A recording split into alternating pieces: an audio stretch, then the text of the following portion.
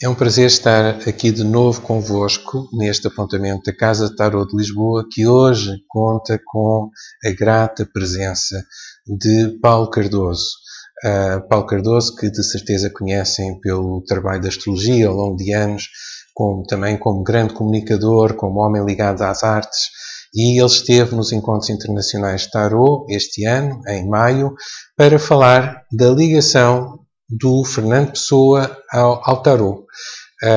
Já provavelmente conheceriam a ligação deste grande escritor, deste grande poeta, pensador, à astrologia e ao I Ching e à numerologia. Talvez não conhecessem as suas ligações ao Tarot.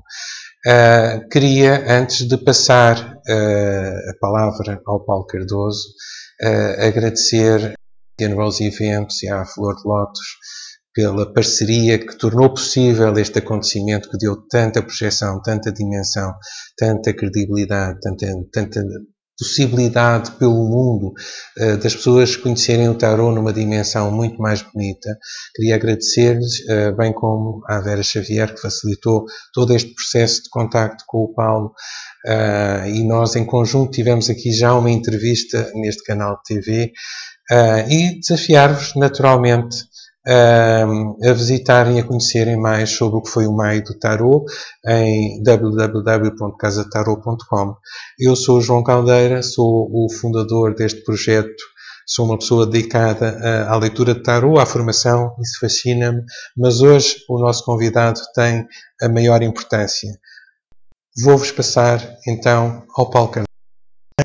Eu vou tentar, pegando neste mote, Tarot, arte, criatividade, eu lembrei-me de trazer Fernando Pessoa, porque é um artista de mérito, é um gênio e de algum modo ele usou uma série de sabedorias, de simbologias, entre as quais o Tarot, para se conhecer a si próprio e no fundo para criar todo aquele universo que todos nós conhecemos.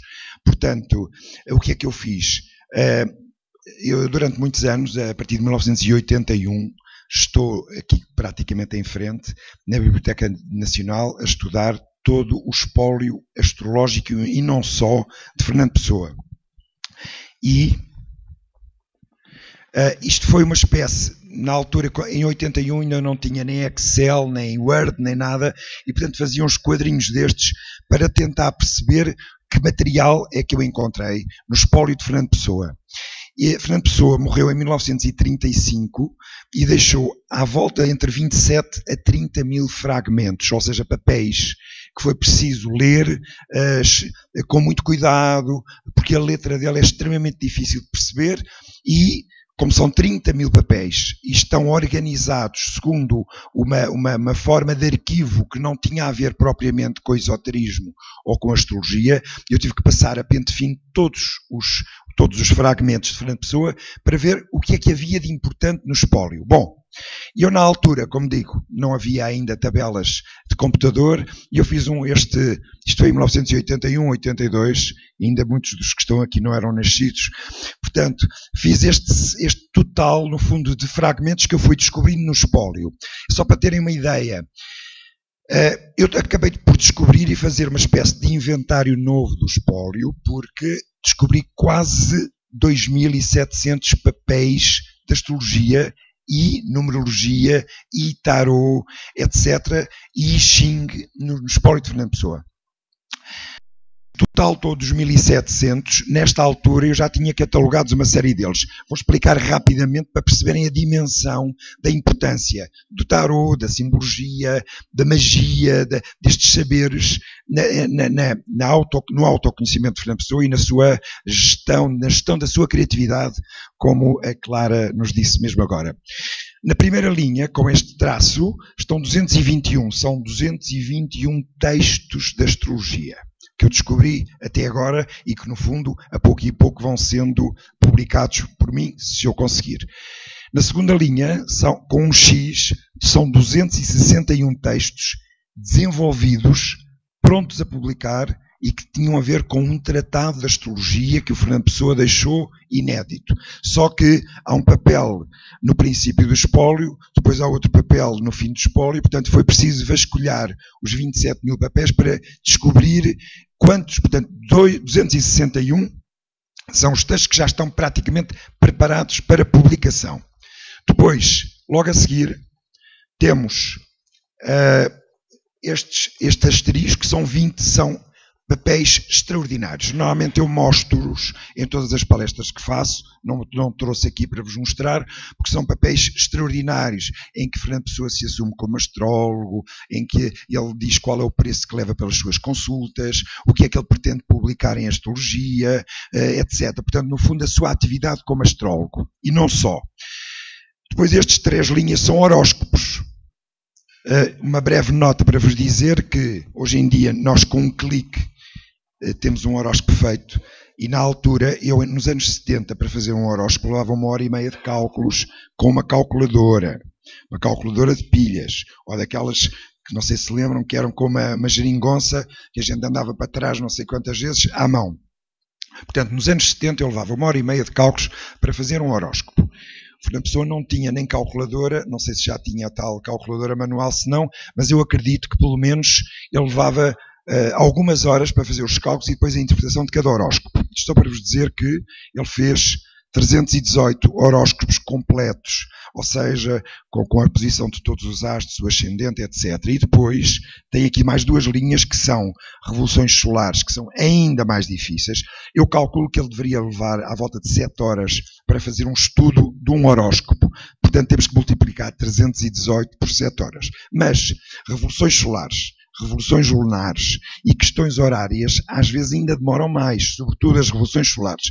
E, portanto, estes 3, estes 40 e estes 29 têm a ver justamente com revoluções solares e questões horárias, que é uma astrologia, não sei se sabem, ainda mais complicada, com leis próprias e que podem ser 5 horas, podem ser 7 horas, podem ser 10 horas de trabalho. Só queria chamar a atenção que temos que multiplicar 318 mais 40 mais 29 por 7 horas para verem o tempo, as horas e horas que aquele senhor gastava ou ganhava no fundo, a mexer com toda esta simbologia. Este triângulozinho, portanto eu dei um símbolo para cada tipo de papel. Isto são as pessoas que lhe pediam horóscopos. Portanto, neste caso eu descobri 98 papelinhos em que dizia, olha, faça o horóscopo da minha filha, do meu filho, etc, etc. Mas isso todos os astrólogos e os numerólogos e os tarólogos às vezes recebem bilhetinhos destes e, portanto, eu descobri 98 e alguns deles tinham muitos pedidos. Há um deles que tinha 7 pedidos. Olha, é para as minhas filhas todas, é para as minhas namoradas ou para não sei o quê. Bom, e cá está, no fundo, aquilo que eu queria chegar com esta conversa é que estes quadradinhos são áreas afins da astrologia. Portanto, até aqui é só astrologia, mas fora da astrologia eu consegui encontrar até à data 224 fragmentos. E eu trouxe-vos alguns desses 224 fragmentos, que são numerologia, tarot, magia, mas como isto tem a ver com tarot e aquilo que me pediram foi para falar sobre tarot, vamos ver alguns deles, só para verem o cuidado, a análise com que Fernando Pessoa mexia também nesta área. Não é uma área tão importante como as outras, porque reparem, em tarot ele mexe pouco em termos de volume, mas reparem, antes de passar à frente, o que é preciso para fazer uma investigação deste género? É preciso pegar no manuscrito de Fernando Pessoa, no manuscrito original, e depois tentar decifrar um a um todos os algarismos. Portanto, é preciso fazer isto 2700 vezes. Ou seja, em cada papel, eu normalmente tive acesso aos originais, tive acesso aos microfilmes e às fotocópias dos originais, e normalmente fazia várias cópias para depois ir analisar cada um dos símbolos que compõem. Só assim é que se pode depois perceber o que é que ele queria talvez dizer com aquele fragmento, com aquele papel, etc. Portanto, isto só para vos dar uma ideia. No caso do tarot vai ser muito mais simples. Mas, por exemplo, estes símbolos que estão ali, a Mercúrio, depois o Sol, Vênus, Neptuno, e portanto é preciso. E depois para fazermos aqui uma interpretação cuidada e sintética de tudo isto. Portanto, agora é que vamos avançar para o tarot propriamente dito. Isto foi um texto já completo, escrito por Fernando Pessoa, à máquina, sobre tarot. Agora vejam, porque é curioso. É porque ele vai ao ponto, eu não sei se se percebe aqui, mas ele até utilizou duas tintas diferentes na máquina. Utilizou isto a vermelho, depois esta a preto. Portanto, com a descrição cuidada de cada um dos arcanos do tarot. O que é que ele entendia? No fundo, ele deve ter lido, e lia, porque há muitos livros sobre esta matéria no espólio, portanto, na biblioteca, e, portanto, ele tirava os seus apontamentos, passava a limpo, eventualmente, para depois, mais tarde ou mais cedo, desenvolver este conhecimento e, quem sabe, escrever até algum livro sobre esta matéria. Portanto, continua, portanto, são várias folhas, naturalmente. Aqui começa desde o arcano 10 até o arcano 20. No fundo, a interpretação de todos os arcanos. Reparem, ele não fazia nada a brincar, portanto, ele fazia tudo extremamente a sério. Basta ver o volume de trabalho que existe, feito, as horas que ele fazia, porque eu encontro, sabem que as questões horárias, não sei se há aqui alguém que pratica astrologia e que faça questões horárias, é preciso pôr lá a hora e o minuto em que foi formulada a questão. E às vezes eu vejo perguntas feitas às 3 da manhã, uma questão de dinheiro, uma questão de amores, uma questão de publicação de um livro, outra às 3 da tarde, outra às 5 da manhã. Portanto, isto dá-nos também uma aproximação de uma ideia de como era o cotidiano de Fernando Pessoa nestas áreas e nestas matérias. Portanto, poderíamos ler isto. Também é exatamente o mesmo tipo de projeto, portanto, ele faz a duas cores, está tudo muito arranjadinho. Portanto, agora, não é só isto, eu trouxe estes que são mais fáceis de ler. Este é o terceiro, que ainda se fala dos arcanos, portanto, fala-se do arcano 21 e do arcano 22, e depois um bocadinho de numerologia. Portanto, ele traz-nos aqui, eu não sabia que a Clara ia falar antes de mim, mas foi a Temperança que me disse, não, leva qualquer coisa sobre a numerologia, porque vai ser interessante. E, portanto, ele vai usar justamente esta relação do 1, que tem a ver com o A, o I, o Y, etc., o 1, o 2 até ao 9, e depois também dá aqui um valor fonético dos números, portanto, também em termos de numerologia. E há muito mais, há 200 e tal papéis, portanto eu poderia trazer aqui dezenas deles, mas trouxe só mais um, que é este. Isto vamos lá, é um dos passatempos de Fernando Pessoa.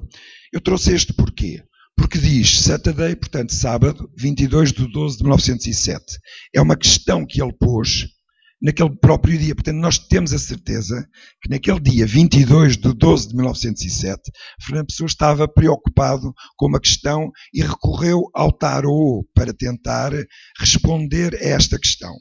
Agora, curioso, os livros dele, por onde ele estudou tarot, eram em francês. E realmente, é verdade, ele põe ali 2, que suponho ser o arcano número 2, depois o 10 de batom, portanto os paus, depois o rei de espadas, o 12, etc.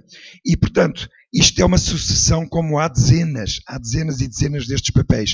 Isto só para vos dizer, este tem a curiosidade de ter uma data, sabemos que naquele dia, não sabemos neste caso a hora, mas sabemos que naquele dia ele estava preocupado em tentar saber uma resposta, e utilizou o tarot para poder ajudá-lo a tentar, vamos lá, chegar a alguma conclusão. E como digo, portanto, há um valete de paus, o 7 de ouros, etc. Portanto, isto ele utilizava aqui, não o português, mas utilizava o francês. Nos outros, como viu no tarot, eu utilizava a língua inglesa. Penso eu, porque ele aprendeu esta matéria de tarot mais através de um livro em francês, está bem? Isto, de qualquer forma, queria-vos... Obviamente que tudo isto está mais ou menos explicado. Só um bocadinho. Pronto, está mais ou menos publicado neste livro, que foi publicado agora há cerca de um ano, em que eu falo das cartas astrológicas, mas também faço algumas incursões por outras matérias de Fernando Pessoa. Está bem? Muito obrigado.